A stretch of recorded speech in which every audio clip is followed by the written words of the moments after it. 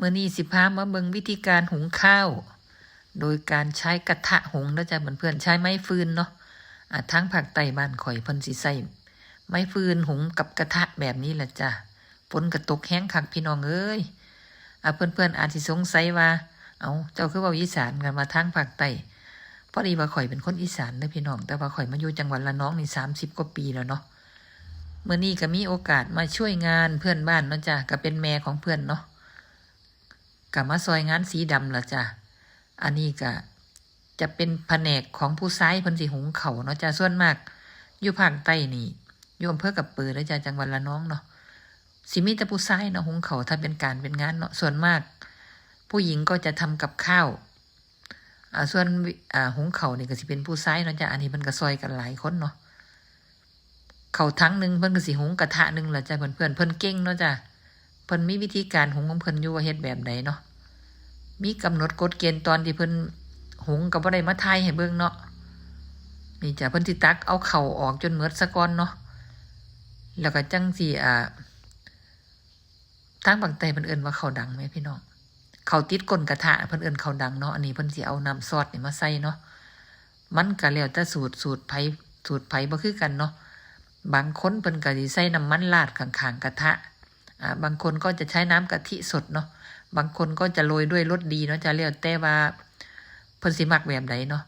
อันนี้จะใส่น้ำซอสลงไปนี่มันก็สิมีรสชาติเค็มนัวไปในตัวเลยนะจ้ะนี่ทั้งนี้ก็สิเป็นแผนกผู้หญิงเนาะจ้ะเพิ่นก็สิใส่เอาเข้าใส่ถุงแบบนี้เนาะใส่ถุงแล้วก็ใส่ลังโฟมเนาะจ้ะก็ร่วมด้วยช่วยกันเนาะทางภาคใต้นี่เพิ่น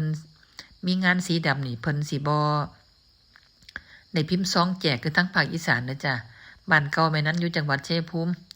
ไปงานสีดำปีซ้ายนี่คือเพิ่นต้องพิมพ์ซองสีดำแจกนะจ้ะแต่ภาคใต้ไม่มีเนาะไม่เคยมีเลยข้าเจ้าพ่อรู้ว่ามีงานสีดำนี่เพิ่นสิมาทันทีเลยบ่ต้องไปบอกบ่ต้องไปออกปากมีหยังก็สิเอามาซอยกันในงานเนาะจ้ะอันนี้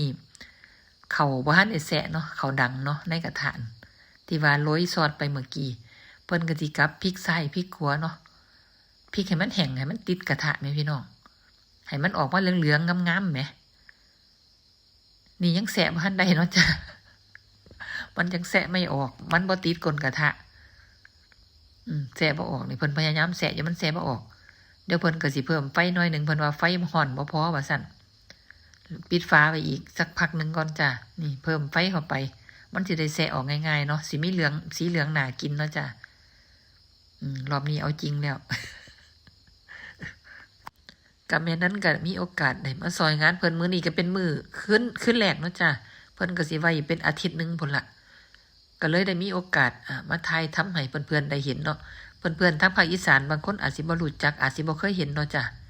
ก็เอามาถ่ายให้เพื่อนๆได้เบิ่งได้ดูกันเนาะจ้ะ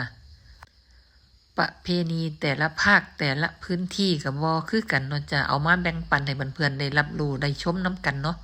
นี่แหละเขาเอิ้นว่าข้าวดังหรือว่าข้าวติดก้นกระทะเนาะทางภาคใต้จะเรียกว่าข้าวดังเนาะพี่น้อง